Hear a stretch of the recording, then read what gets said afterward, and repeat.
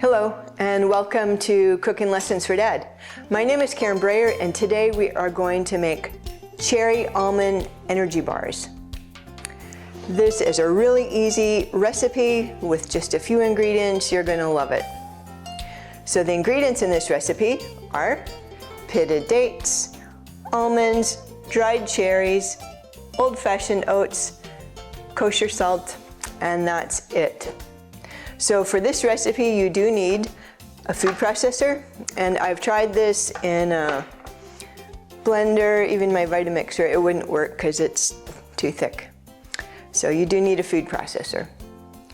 So what we're going to do is we're going to go ahead and add our ingredients, and we're going to pulse and mix them together and blend them all up. So the first thing that we're going to do is we're going to add 1 cup of pitted dates, and you need to make sure there's no pits in them. And sometimes I use dates that are already chopped up, and that's fine. So one thing about the dates, if you see them starting to get stuck together, stop the food processor and kind of pull them apart. But I'm going to spread them out so hopefully they don't clump together. The next ingredient is 1 cup of almonds, and these are raw almonds, but I imagine you could use roasted almonds if you want.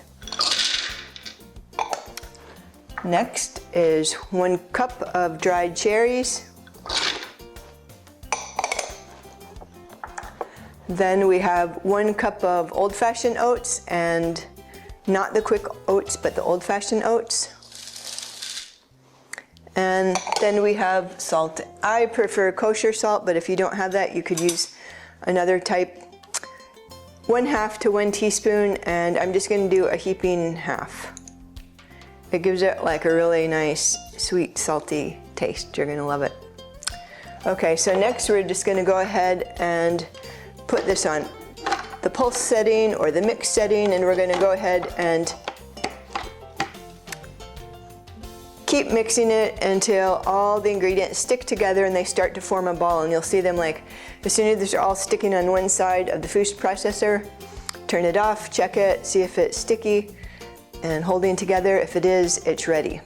And it could take up to 5 minutes, so we'll go ahead and start and see how they turn out.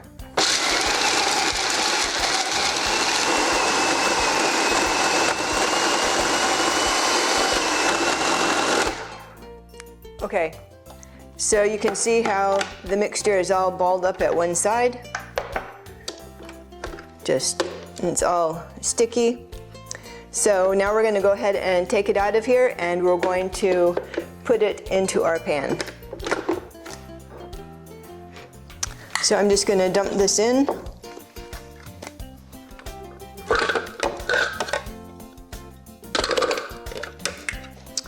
And just with my hands, my clean hands, you're going to go ahead and press it so it's evenly pressed all over the bottom. Okay, so the flatter you get it, the better. Sometimes you can just use the palm of your hand to push it down so you don't get all the little fingerprints. All right, so there you have it. You don't even need to bake it, and it's so good. And I've been thinking about this recipe for like 2 days, knowing that I was going to make it. And now is time to try it. So you can store this in the refrigerator for up to a week, or you can even freeze it for up to 3 months, but it never lasts that long. So I usually cut it into about 16 pieces, but you can make bigger or smaller pieces. They are very sweet, so you don't need huge pieces.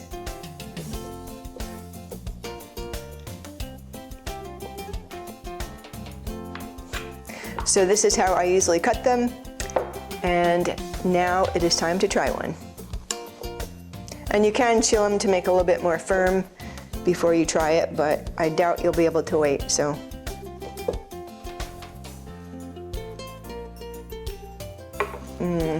These are so good. They're good for snacks. They're good for after your workout. If you're going hiking, these are perfect. Camping, these are perfect.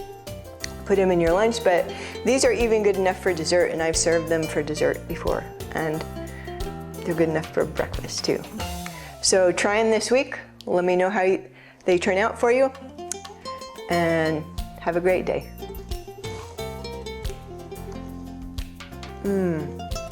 These are so good, you wouldn't believe it. It's only 5 ingredients, no baking. You're gonna be so surprised. Bye.